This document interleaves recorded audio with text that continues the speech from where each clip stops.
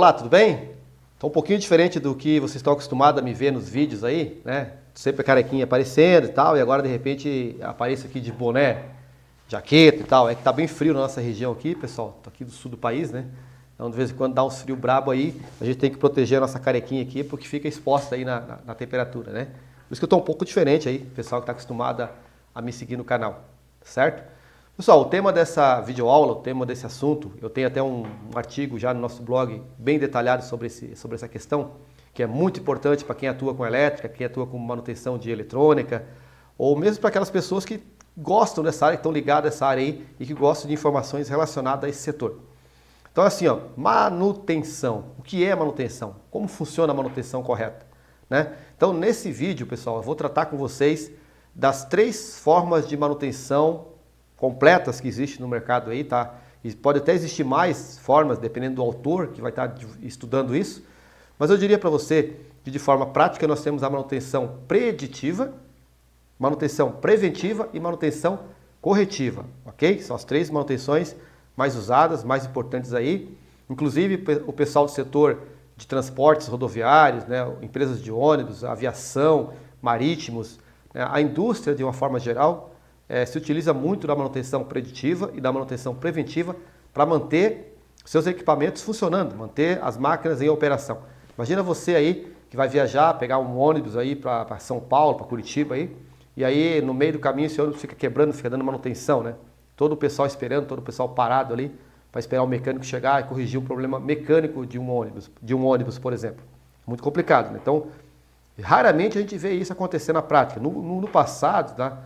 Acontecia muito, mas hoje, raramente, só se um acidente mesmo, uma coisa inesperada acontecer, aí realmente vai ter um problema ali. Mas se não, pessoal, você vai viajar da sua origem até o seu destino sem problema nenhum, graças à manutenção preditiva e à manutenção preventiva que essas empresas adotam no seu dia a dia para manter os equipamentos funcionando. Ok? Então, basicamente, essas indústrias, as empresas utilizam bastante. Outra coisa é a questão da indústria mesmo, né? Como que ela vai ficar parando uma máquina para dar manutenção corretiva, a produção já está atrasada às vezes, o pessoal do comercial já fez umas vendas lá e depende do tempo de entrega da produção. Então, é prejuízo, é complicado para a indústria administrar manutenções corretivas. Então, para evitar esse tipo de problema, se trabalha com a manutenção preditiva e a manutenção preventiva. Eu quero que vocês entendam muito bem nesse vídeo o que é cada uma delas, inclusive a manutenção corretiva.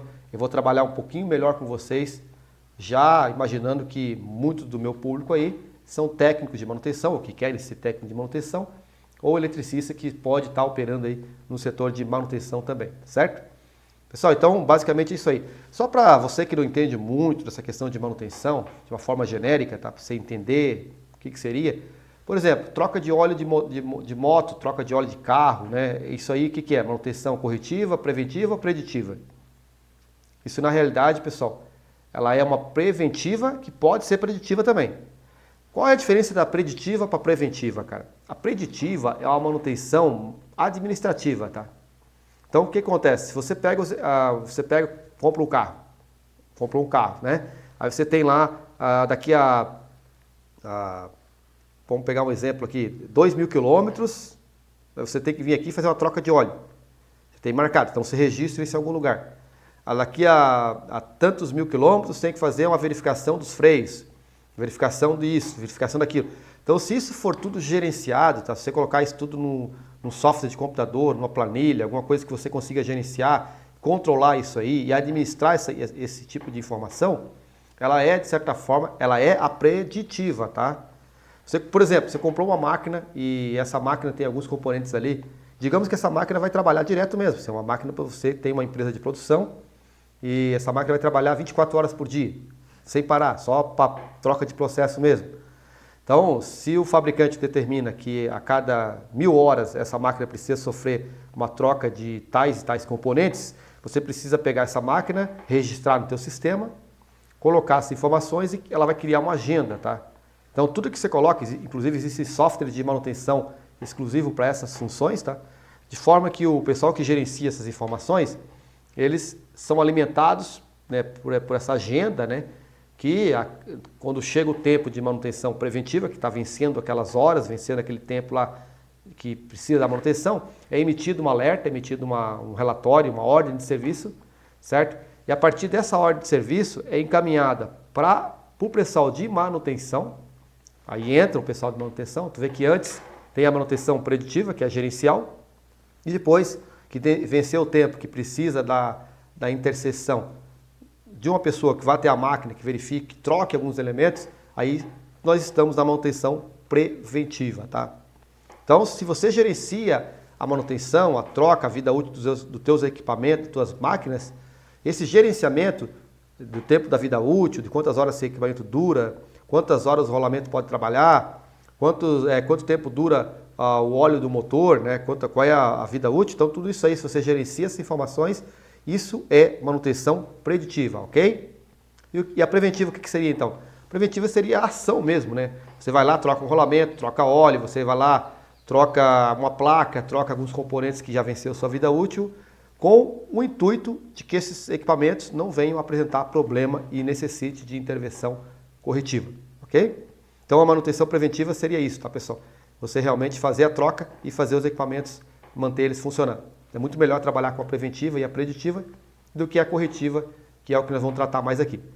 Agora é o seguinte, ó, essas duas manutenções, preditiva e preventiva, elas são muito usadas na indústria, nas empresas de aviação, nas empresas de transportes, mas no mundo real, nosso mundo de consumidor final, que muitos de vocês que estão me seguindo aqui trabalham, cara, dificilmente uma pessoa vai pegar, por exemplo, a máquina de lavar roupa, que ela diz que, ó, a sua válvula lá, ela tem tantas mil horas de uso.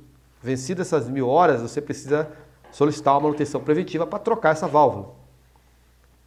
Dificilmente você tem alguém que faça isso, tá, pessoal? Que tem um controle disso aí, uma preditiva disso aí, para gerar uma preventiva e você fazer. Dificilmente. Então, o que vai acontecer?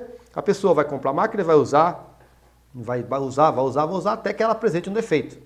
Quando ela apresenta um defeito, cara, já é uma manutenção corretiva, já não é uma preventiva, tá? Acontece a mesma coisa com o computador, acontece a mesma coisa com o televisor, com impressora, então a pessoa deixa acontecer mesmo. Então, é por isso que eu vou tratar do tema corretiva com vocês aqui de forma mais profunda, tá? Só para que você saiba também que existem as duas outras formas de manutenção, tá? Principalmente eu tenho um público aqui que trabalha com a industrial também, né? Então, sabe que é a importância da manutenção preventiva, tá?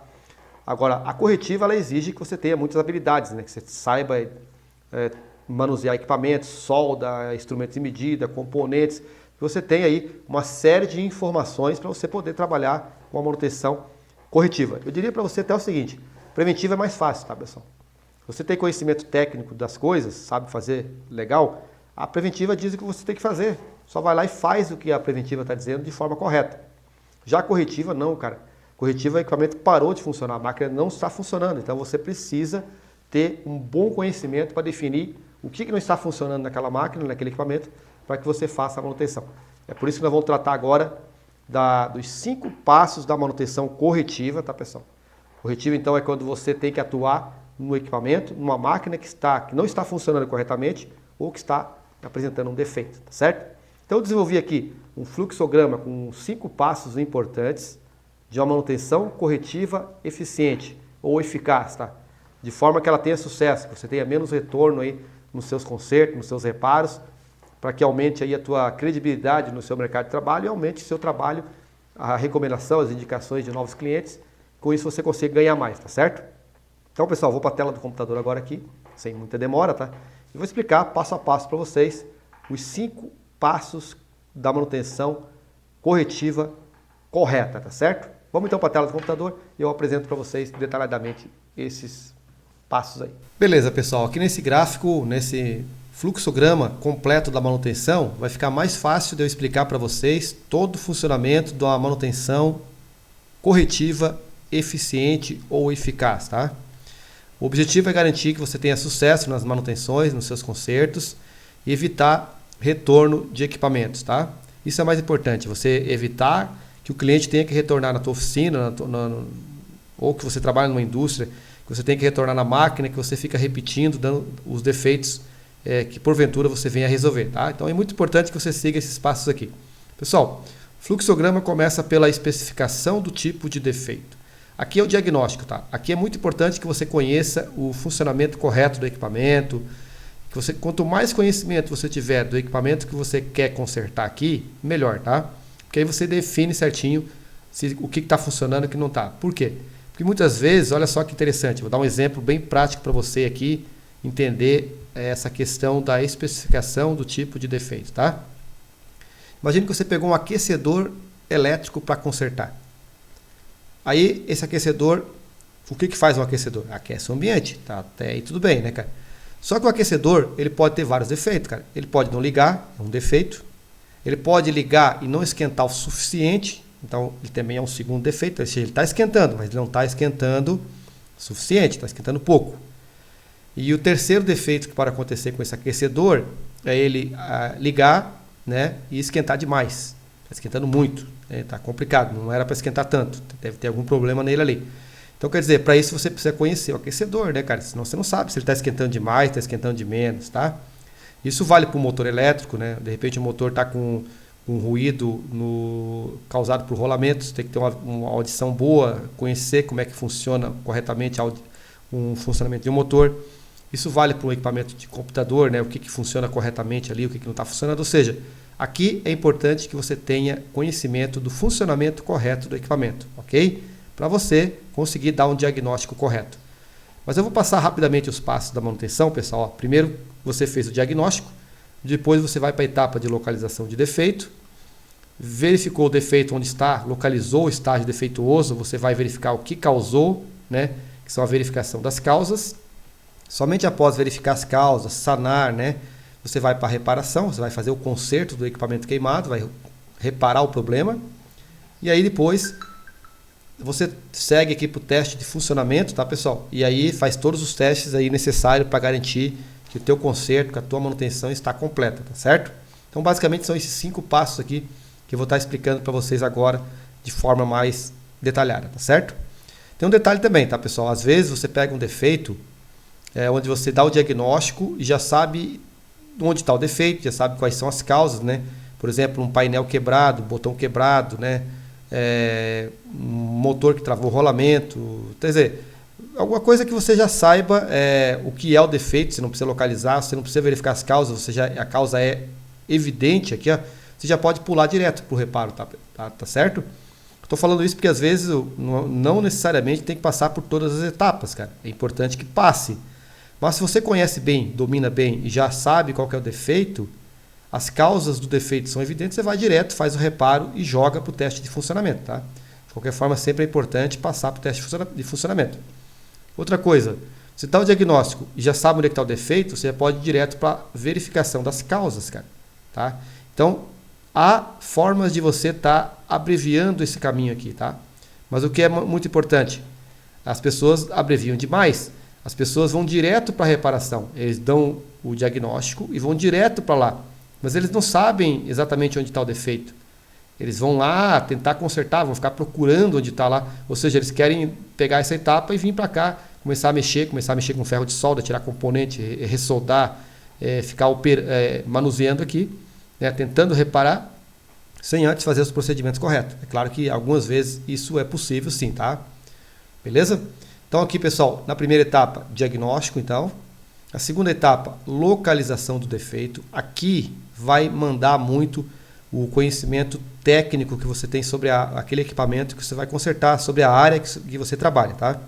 Então, por exemplo, se você está consertando o motor, então o motor está com defeito, o que pode ser? Pode ser rolamento travado, rolamento trancando, pode ser rotor travado, pode ser curto nas ranhuras do motor, pode ser curto na bobina, pode ser bobina aberta, que abriu. Então, quanto mais conhecimento você tem de elétrica, de eletrotécnica, de motores elétricos, de como é que funciona, né, melhor vai ser para você localizar onde está o defeito desse motor, cara.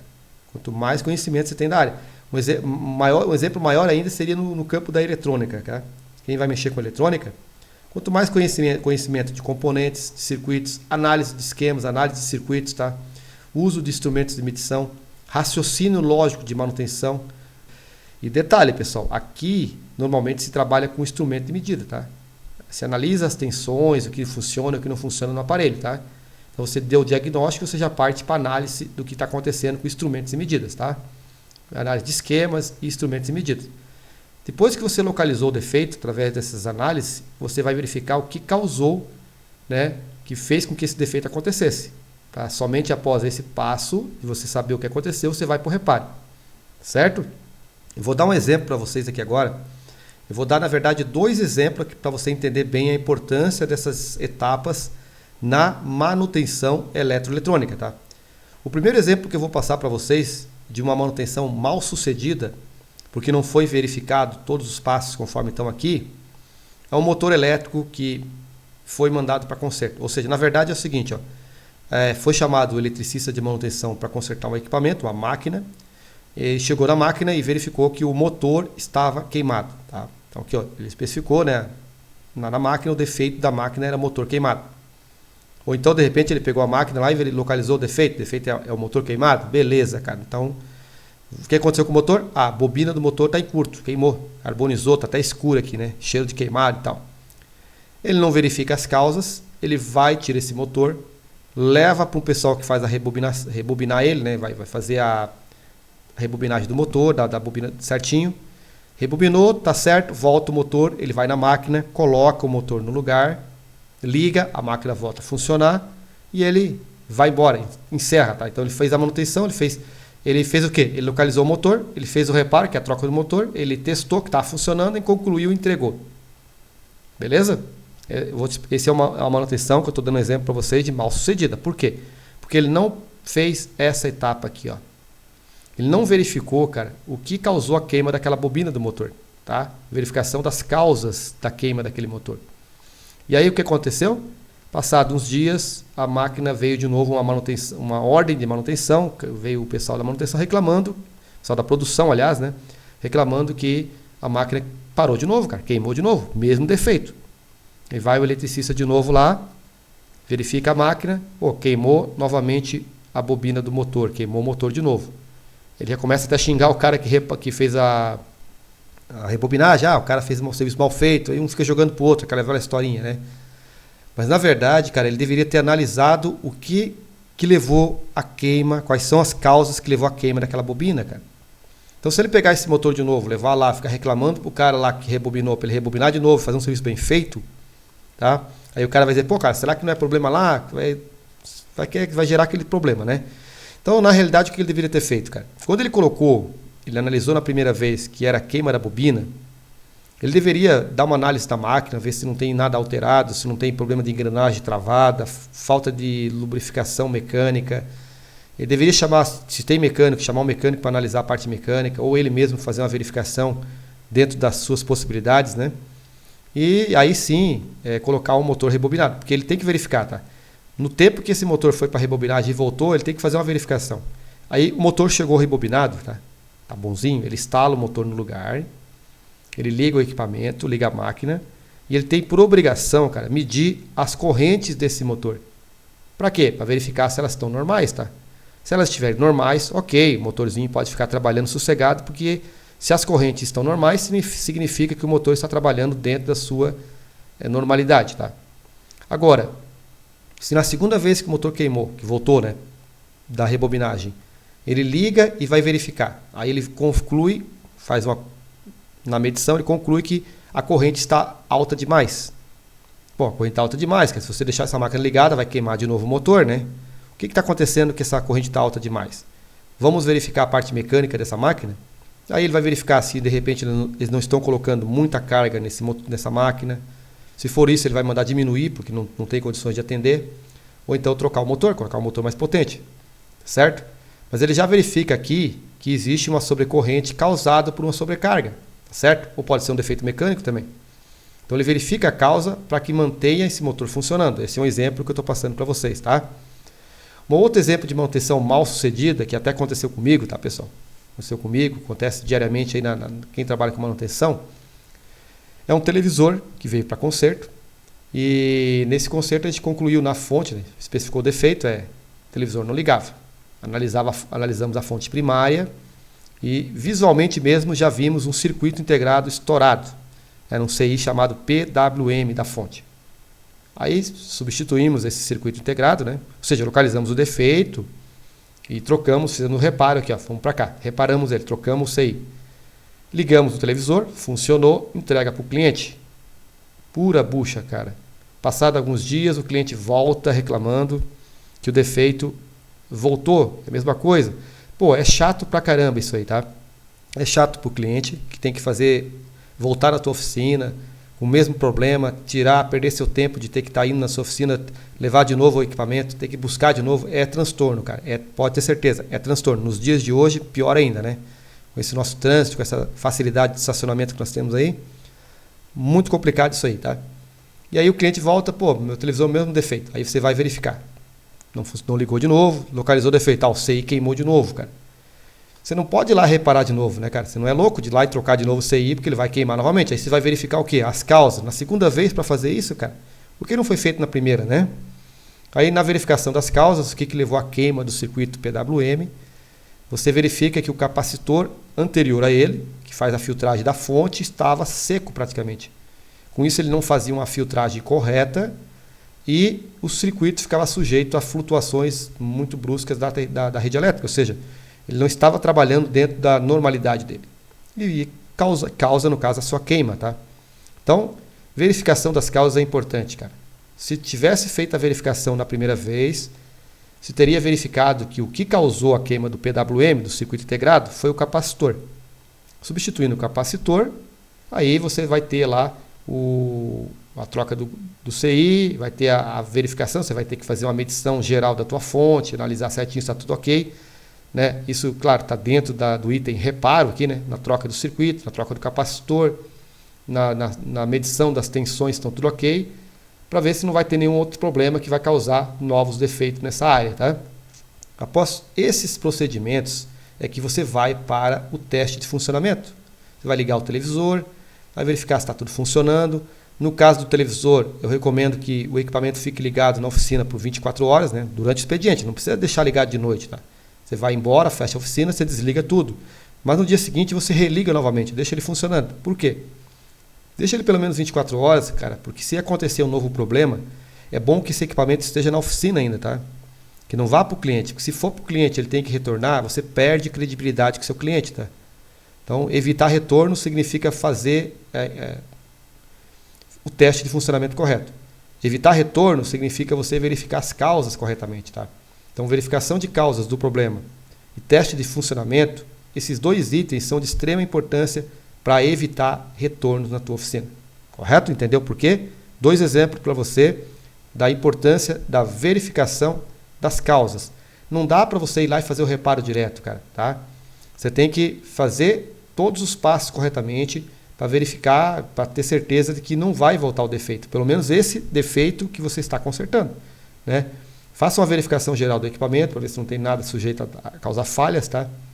Para que quando você entregar esse equipamento para o teu cliente, seja uma máquina que você consertou também na indústria que você trabalha, ela não venha apresentar problema tão cedo, tá? Isso tudo aqui faz parte da manutenção corretiva, tá, pessoal? E vale para qualquer área, vale para a área automotiva, vale para a área mecânica, né? A área elétrica, a área eletrônica, mas principalmente, cara, na área de eletrônica, na área de manutenção de máquina de lavar roupa, da linha branca, de geladeira, de ar-condicionado, tudo isso é importante que você siga esses passos aqui, para que você não tenha muito retorno, para que você tenha mais sucesso nas suas manutenções, tá certo? Então, você entendeu, você acompanhou comigo aqui um fluxograma completo da manutenção. Essa imagem, tá, pessoal, com esse arquivo, está no nosso blog, tá? Lá nesse blog eu tenho também a descrição completa desse vídeo, em texto, que você quiser dar uma lidinha com calma, dar uma olhada nesse desenho. É só você ir abaixo, na descrição do vídeo aqui, vai ter o link para você acessar. Tá? Vou agora para as considerações finais, para concluir esse importante assunto para quem trabalha com elétrica, com eletrônica, que é a manutenção. Muito bem, pessoal. Então você percebeu aí que manutenção é muito mais, né, do que simplesmente consertar algo que está quebrado, né? Existe ali vários tipos de manutenção. E mesmo na manutenção corretiva, que é o foco dessa nossa apresentação, você tem lá 5 passos que devem ser seguidos para garantir a manutenção efetiva. Você viu como que isso funciona, você viu os exemplos que eu passei ali. Então, galera, para quem gostou dessa área, quem quer trabalhar com manutenção, tá? O mais importante aí é começar com alguns cursos básicos da área de elétrica, da área de eletrônica. Isso estou falando porque o meu público é mais essa área, tá?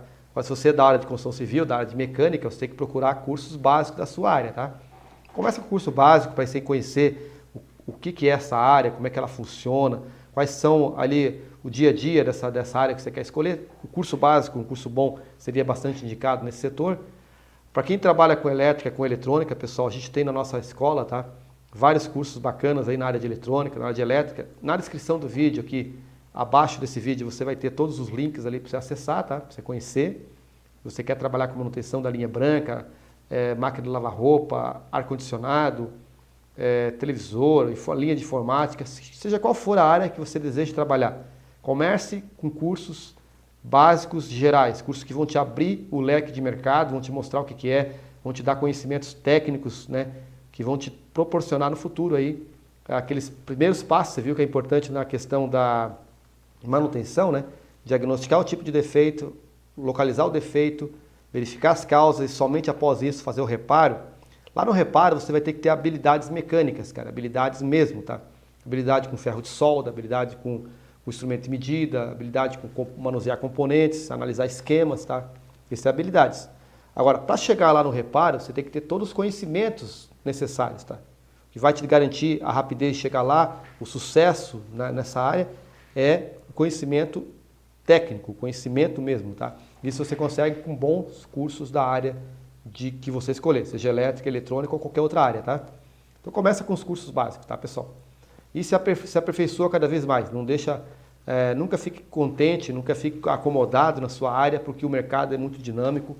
A gente que está no mercado de trabalho aí sabe disso, né? As pessoas que são novas aí, que estão entrando, tem que entrar com força total, tem que entrar com gás, tem que entrar com bastante energia. Fazer o que gosta é muito importante, tá? Mas fazer a coisa certa, a coisa bem feita é melhor ainda, você tem que procurar sempre fazer a coisa correta, tá? Coisa certa. Não, será que eu posso fazer melhor? Pensa com você mesmo, coloca uma política de qualidade dentro da sua própria consciência e procure fazer as coisas direitinho. Mas para isso, é claro, você vai precisar de conhecimento, de habilidades ali, e você consegue com bons treinamentos, tá? No nosso canal aqui do YouTube, a gente tem muitos vídeos legais aí sobre a área, tá? E se você tiver alguma dúvida, posta aqui abaixo, comenta, compartilha esse vídeo se você gostou, tá, pessoal? Basicamente, o que eu gostaria de deixar para você é isso aí sobre manutenção, tá?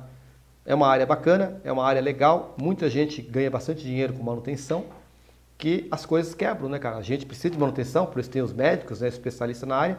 E outra coisa, falando de especialista, pessoal, para concluir esse vídeo aqui, não fica tentando mexer com tudo não, tá? Eu hoje estou com quase 30 anos na área de eletroeletrônica, então eu mexo com muita coisa, cara. Mexo com informática, mexo com impressora, mexo com televisor, mexo com tudo praticamente que eu precisar consertar. Mas tudo leva-se tempo, cara. Leva-se tempo de pesquisa, leva-se tempo de análise. Eu estou fazendo isso não para ganhar dinheiro, mas porque eu tenho tempo e porque eu quero fazer para mim. Mas se eu for fazer isso para ganhar dinheiro, eu não vou ganhar, cara. Se você vai trabalhar com linha branca, se especializa em linha branca, bicho. Seja o cara da linha branca e você vai ganhar dinheiro com a linha branca, tá? Faz um curso geral, um curso de eletrônica ou de elétrica, principalmente de eletrônica, a linha branca é eletrônica, tá? E depois faz o específico da área da linha branca, cara. Especializa lá e toca o pau, né? Quem vai trabalhar, por exemplo, com informática, faz o curso geral, conhece eletrônica e depois dedica na área de informática. Isso é o legal, cara. E os bons profissionais dessa área, os profissionais de destaque, cara, passaram por esse caminho. Primeiro eles fizeram a formação técnica, a formação de conhecimento, depois eles foram pegar as habilidades, as manhas, as dicas, a questão específica, a especialização na sua área. E aí é a hora que você vai ganhar dinheiro, porque você vai ter rapidez e giro muito rápido. Tá? Você vai conhecer muito bem o equipamento e vai ser um especialista naquela área lá. Isso vale para tudo, tá, pessoal? Eletricista residencial, o cara que vai trabalhar com elétrica industrial, sempre aprenda de forma geral e depois se especializa na área que você escolher para atuar. Mas não tenta fazer de tudo não, tá? Não tenta fazer elétrica de automóvel, elétrica de casa, elétrica de indústria, e aí você vai se perder. Por exemplo, tem o eletricista de iluminação de palcos, eletricista de sonorização. Então, cada um tem a sua especialização, cara. Não dá pra gente fazer tudo, tá? Você vai só fazer as coisas meia boca em cada uma delas e não vai ganhar dinheiro, porque você vai perder muito tempo, vai fazer muitas coisas erradas ali. Certo? Pessoal, um abraço então para vocês, sucesso e se vemos no próximo vídeo. Tchau.